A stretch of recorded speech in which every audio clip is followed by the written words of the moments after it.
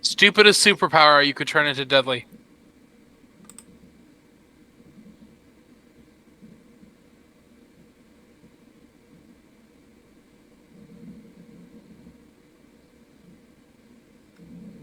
Nothing? No, I figured most you'd have superpowers are something. stupid. No, I can't. That was the first words that popped in my mind. I'm sorry. You're good. It's a good one. What's a good one? What is a hot take you have in gaming that is not popular? Hot take in gaming? Like, what is like Skyrim what is isn't actually as good as people think it is. せーのでもそんなんじゃダメもうそんなんじゃほら心は進化するよもっともっと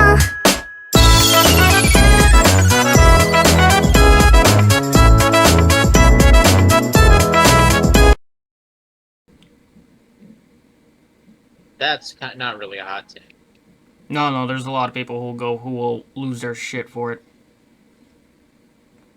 A hot I think take I in think gaming. at the time the of its FPS release, world is oversaturated, and we need to stop doing that. I would agree with that. Kazi, would your opinion be different if at the time Skyrim came out? What do you mean? Well, the thing is, is your opinion that Skyrim is not that good, in comparison to games today, or is your opinion that Skyrim's not that good in comparison to its competition when it came out? No, my thing is that I don't think Skyrim is... Like, there's a lot of people out there who still praise Skyrim like it's the gold, like it is the game to beat. This is the game. And I'm like, well, when we actually look at it now, like, look at how things worked compared to... Like, we got the College of Winterhold, which can be completed in a couple hours with no... with not even a spell needed to be used.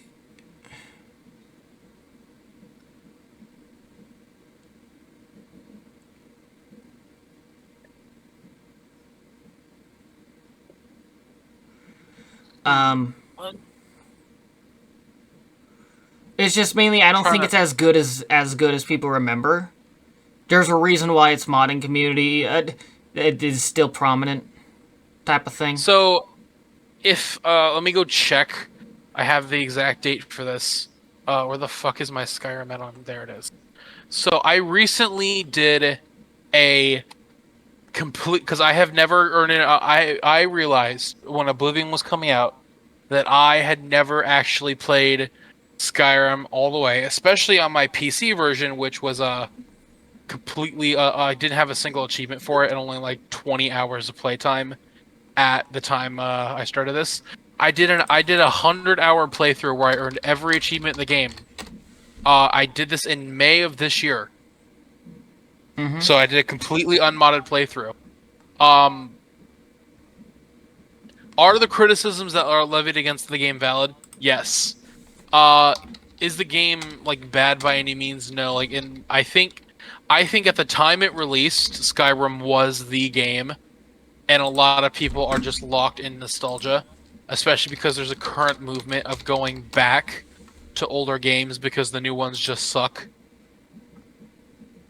Yeah, that is true. Like, honestly, like, I think outside of graphics, I think a lot of 2024 and 2025 games Skyrim does beat, but a lot of maybe 2020 games that were still I think 2020 is like where the decline started, probably. Like, yeah, it falls short. In turn led to your own attempt at suicide. Fucking found it. What? Nothing, but Darrigan will know. Okay. Posting something in a certain channel.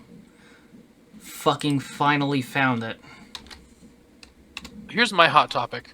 I think a lot of classical RPG elements don't belong in the genre, and people are misremembering older Yes. game design with nostalgia.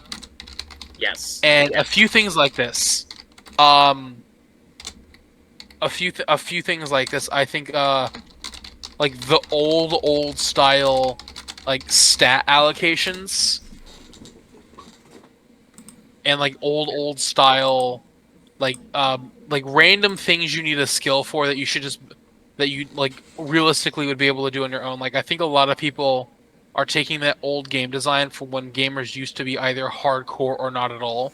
I'm against that. I think actually it should be nerds. One of the actually big reasons why a lot of people actually, funny enough, a lot of people don't like the modern Fallout because of that. They wish that based things were back. It was part of the style of what made Fallout kind of fun, because you could actually build a character instead of just, oh, I can use everything. And you say that, and I'm gonna be fucking real for you. I don't believe you when you say, oh well, you need to do skill checks for stuff you should already know how to do. Says the dude who made a skill check on how to cook a can of beans. I did that as a joke. I was not expecting it to get out of hand. That was a joke. Try it with a lesson I was trying to hammer into your skulls at the time. I will not defend those actions. That's not what I meant, though. I was talking about how older style games would be like. Let's. I don't have an example, like a bright example off the top of my head, because my brain never works like that. But let's do a hypothetical, right? Mm-hmm. Let's say in Fallout 4, if you had history checks, and you're like and the thing is though, this is why I think it would be stupid, because you either lived through that history or you were frozen for it, so the check is irrelevant. I think there are a lot of games make checks for the sake of checks, and that was an older system that went out. Other things that, and the thing is though, I want to clarify, I'm not opposed to hardcore mode, but a lot of people get unreasonably angry Minecraft. when not even like one of the ones I love to point to is weapon degradation in games, and I'm like, Why? yeah, that can be a survival aspect, but do you really think the majority, which is the casual audience, is going to enjoy that? I think Because actually yes they would. I actually think that yes they would, because like actually we're seeing people want it back in the Fallout series, which is one of the main ones that I knew had it, and it added something that made the game series unique. You couldn't just use them, and yeah, did it get annoying? Of course. So did every other fucking game mode. Bethesda is not good at balancing shit. Like, even in Skyrim, it's like, oh, I need to, you get the first tick of hunger. It's like, oh, you need a light snack. You suddenly cannot carry 50 plus pounds. Your endurance is dropped by 2. Oh, and also you're now dying. That needs to go too. Another one this is weird that I've seen. I have at least 2 examples of this happening, and I absolutely hate it because I was actually prevented me from finishing the game. Some kind of button mashing or timed blocking being required in the final boss fight Oh, okay. of a non-rhythm game. That one I can agree is something that should not be coming back. So That I had 2 especially if, like I said, if it's not a rhythm game, you know what, I would say my addition to that would be bosses that that in an RPG specifically, bosses that are forced fights. It's a role-playing game, and they let you talk to the boss, but no matter what you choose, it will always end in a fight. Why give me the option to talk to this dude if it's just gonna end with us throwing hands? So I would add a caveat to that. There are certain times, like where you may get to the boss room and you're like, why? And they're just like, because beans. Like if you're having Oh no, I'm saying like if the game makes you go through every dialogue option before you start throwing hands type of stuff. yeah. We're talking like you roll up to this dude in Dark Souls and he just sits there and goes, "Sit, my son. For now, we will engage in a 30-minute long dialogue about why I just butt fucked Rome." No, those need to go. Also, this is something I was great. Hell, this one gets actually to Skyrim. I'm sorry to interrupt you again. The best thing I could think of is the time wound scene on the High Hrothgar, where you open up the Elder Scroll to see how they banished Alduin. Every time I do that quest, it's like, okay, time to go make dinner and a drink. In fact, you know what? I think I have time to mow my lawn too. Yeah, that this is something a lot. Again, I think this really shows like. I like to call it the boomers of the gaming generation. Because your life should be as hard as mine was. Yeah. Quest points. Ha! Sorry, someone I follow on Twitter. Someone I followed on Twitter just tweeted out saying, "I'm mortified. My landlord repaired my sink while I was gone." They were allowed in, and organized their bad dragon collection under the cabinet based on color and size. Okay, I thought you were having a visceral reaction. I was about to say, and I was getting ready to throw hands. No, I'm just like, oh my god, your landlord. First off, how many bad dragons do you own that your landlord gets to organize them based on color and size? Yeah. If you own more than a couple, you have a problem. I'm sorry. But anyway. Sorry, I just read that. That caught me way to fuck off guard. Quest markers. Depending on the game, are required. Some people argue that having a quest journal is too much. Like, people really want to go back to like Elder Scrolls 1, where you had to fucking keep your own physical journal. Like, no, Elder bitch. Scrolls 1. There's a bell up and another one down. Good luck. Fuck you. Yeah, that's actually why I didn't like Morrowind. And I know, shocker. Actually, that could be a hot take right there. I don't like Morrowind. The biggest reason... I couldn't even play it. The biggest reason? I don't like the fact that all my shit's based in a book. I'm sorry, but I'm a dumbass. I just bought the game. I don't know where anything is. Go talk to this person! Cool! Where the fuck is he? We didn't tell you! Eat shit! Yep. Quest markers. The thing is, like, people say it was easy, but then if you go look at Fallout 4... Here's the thing. There's an easy way to solve this, by the way. Turn off your HUD! Yeah, that's always an option. And I hate it because, like, if you get to a game like Fallout 4 that has, like, an urban sprawl section, and you're like, go to the tower! Which fucking tower?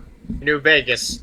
There's nothing that sucks more in New Vegas than having to deal with that stupid bullshit of having to sit there for God knows how long, going back and forth in New Vegas trying to find these specific NPCs and whatnot.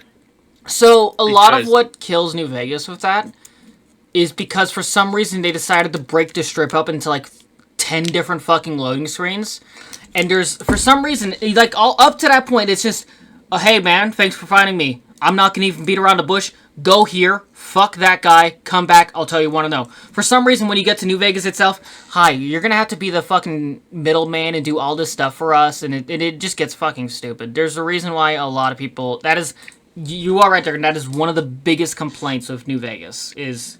Yeah, and the thing is, like, a lot of people, and the thing is, like, my whole point of this, like, they really are the boomers of the gaming world, is, like, they have unearned nostalgia for the times when they were young, and they see new games with the bullshit that honestly frustrated everyone is cut out, and they're like, wait, but my favorite game had bullshit.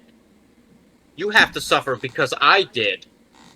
Also, things like this is a thing that happened to me in VR chat, because you know me, I do my little VR chat role plays because I'm a nerd, right?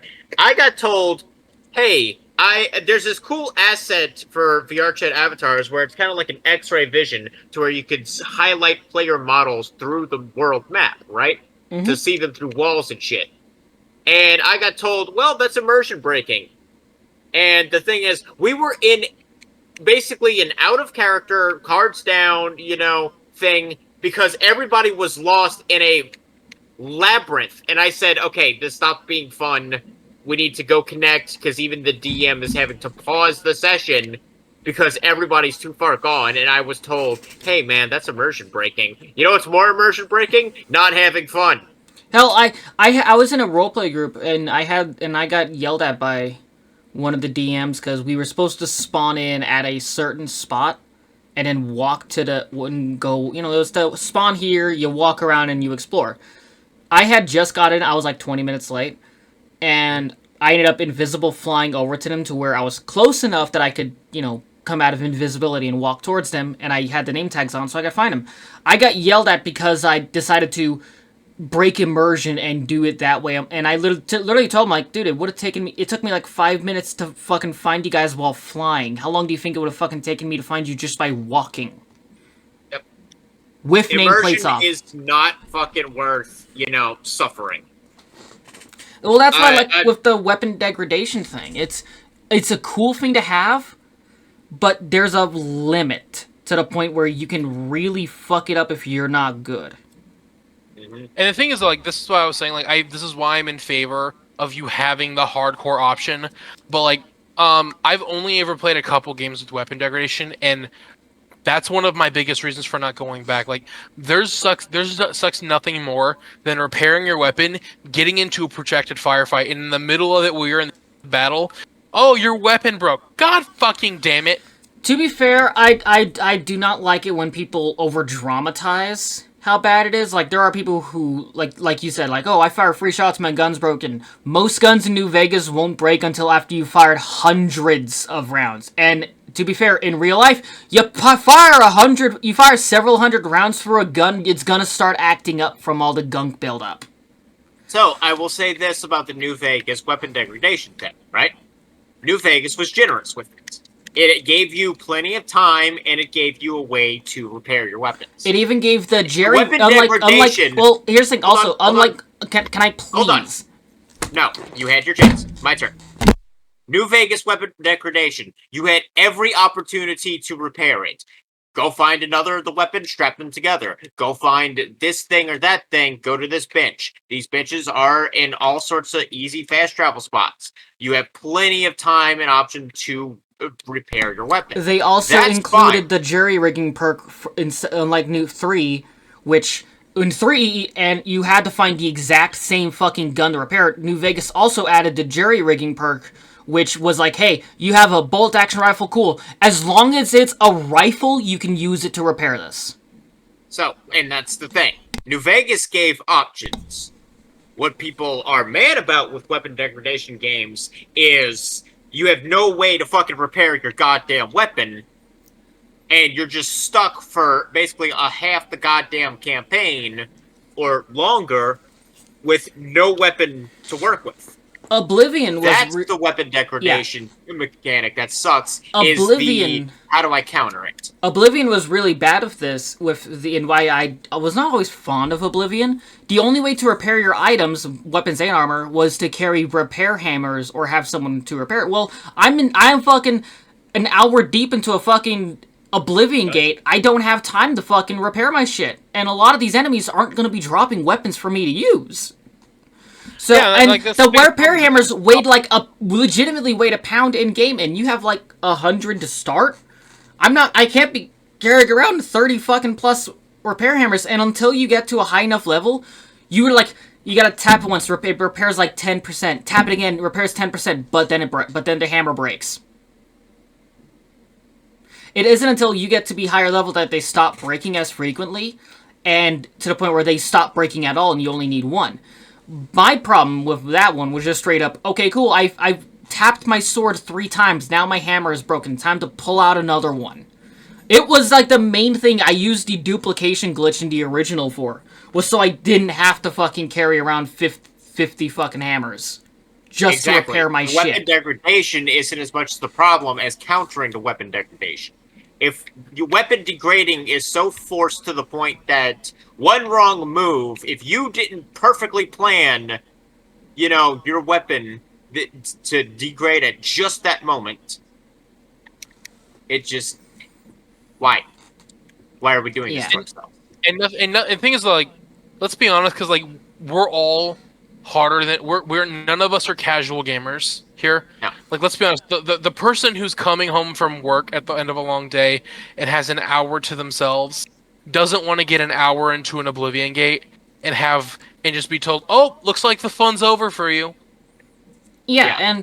And to be fair, like a lot of, and I will say, and I think a lot of that can also come down to people need to actually like look into the game that they're buying, see what some of the mechanics they do, and you don't. If you're looking into a game and there's a mechanic in it that you really don't fucking like, then nobody's gonna blame you for not getting it.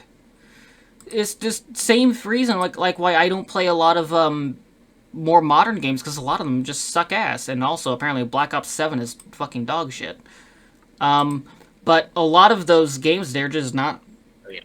It's just countering that stupid shit is so fucking bullshit. Yeah, the stupid shit isn't as bad as forcing shit. Settlement building in Fallout 4. But everyone... It was a really neat idea, really cool. And you know what? If I'm feeling up for it, I'll build a themed-ass settlement. You know, I will hand-place everything. I have mods to do it, to make it even easier. There's the point. I have mods to make it easier. The way that they originally did it was so fucking dog shit. Everyone hated it. There's a reason why if people are saying if they were to bring back settlement building in Fallout 5, they'd rather they just steal Sim Settlement shit. Which, chat, for you who don't know, Sim Settlement basically is, here's an ASAM sensor. Place it, you can choose it to be a residence area, a commercial shop, a recreational area, or a food area, or a scrap area. You know what I'm hoping they do? And it literally, all you have to do, place it down, power it, you're done. You don't need to touch shit. The settlers will build it for themselves. And you know what? It feels a lot more fun, because it feels like they're actually building it for themselves instead of me doing all the fucking work. You know what I'm hoping? If they bring back anything like that, I'm hoping they bring back the camp system. That was the one thing from 76 I unironically liked. That is true. I will agree with that. At least the option to be able to just place down a sleeping bag, a cooking pit, maybe even something that I liked with the portable workbench mod is a really nice thing, is the ability to just scrap all the junk you're carrying. Holy shit, being able to just place down that bench and say, hey, all this junk in my inventory, scrap it down to its base components.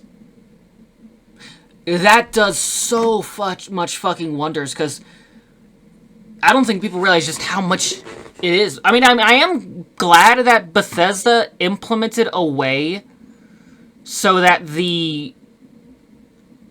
all that junk shit in the earlier games actually had a reason to. The amount of times I'd be walking around and I'd see, oh wow, a bent tin can. I can't fucking use this for anything.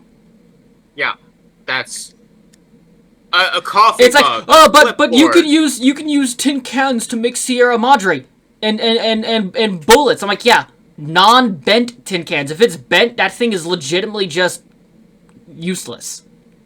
Yeah, that was one of the like. Oh, but the junk jet. Who the fuck unironically uses the junk jet?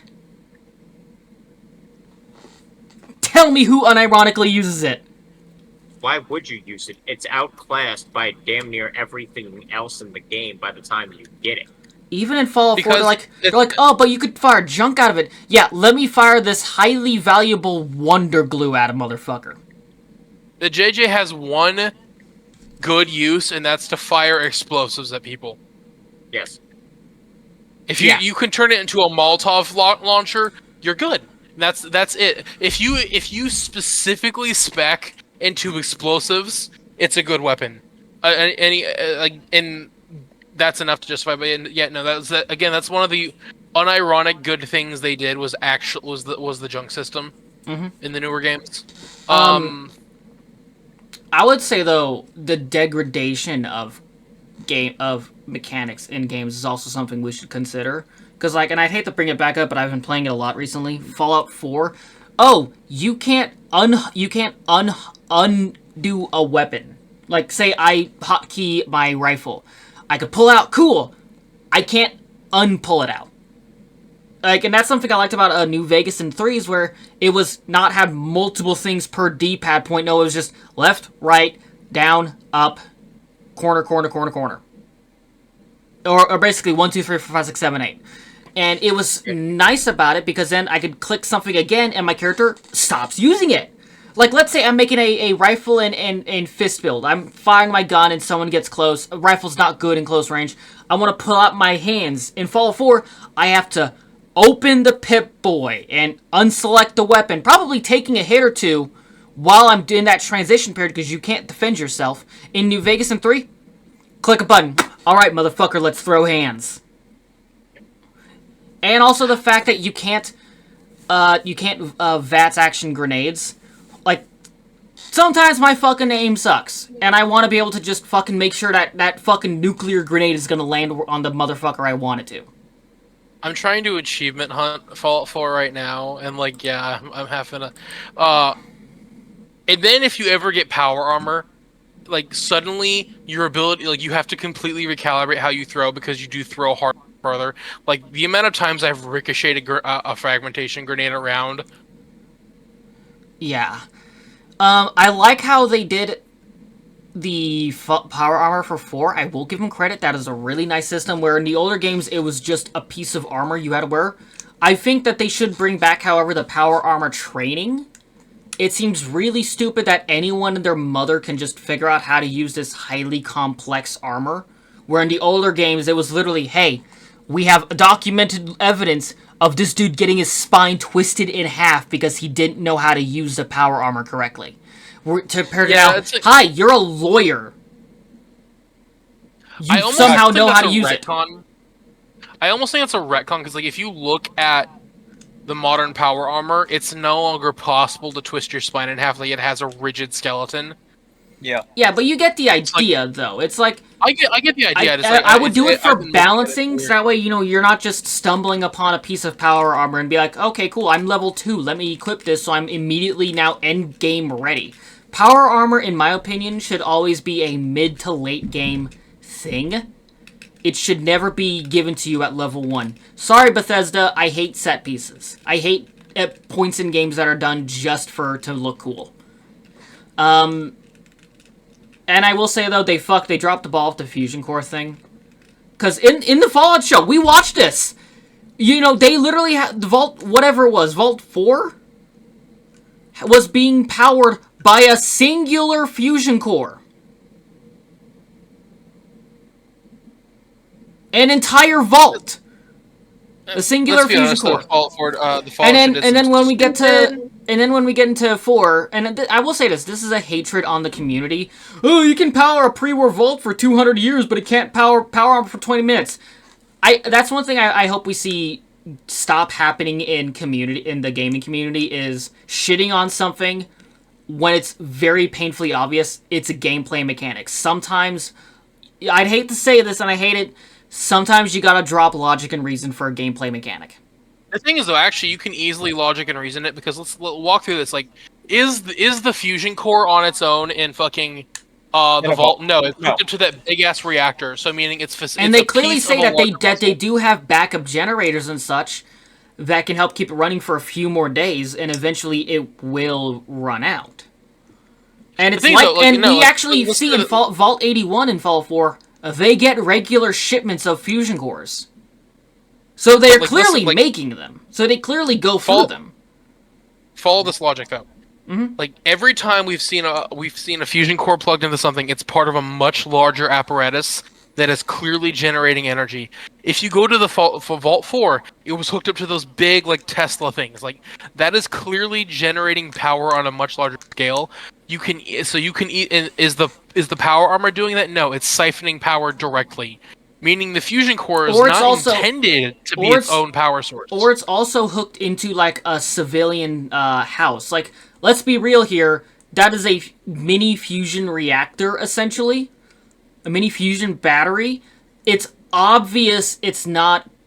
It's obviously, if you plug it into, like, your fucking house, like Darrigan's RV, that thing will stay power. Darrigan could leave every light on for the next couple hundred years, type of shit, because it's not drawing as much power. We still don't know exactly how much power is needed to run these suits, considering the fact that in the Fallout show, we see Weirdo's armor his core get taken out, which I can understand why it's there. Also, it seems like a very bad design flaw that someone can just unlock the fusion core and take it out. Yeah. Which is odd considering the fact that in Fallout 4, we see the person just insert it and ram it home. There's an active hole. You take the core, you can see into the armor. What the fuck is it plugging into? Hello, Nekopaw Division, Gene here. Thank you for watching till the end of the video. You do not know how much it means to us to know you like our content. As always, please like, comment, and subscribe if you want to see more of what we do here. And if you really like what we do here, please consider joining the Discord or supporting us through any links that are down in the description. Also, be sure to check out CastVR live on Twitch, where our main content is produced. The link would also be down in the description. Thank you once again, and I'll see you in the next one. Conquistiamo domani. We conquer tomorrow.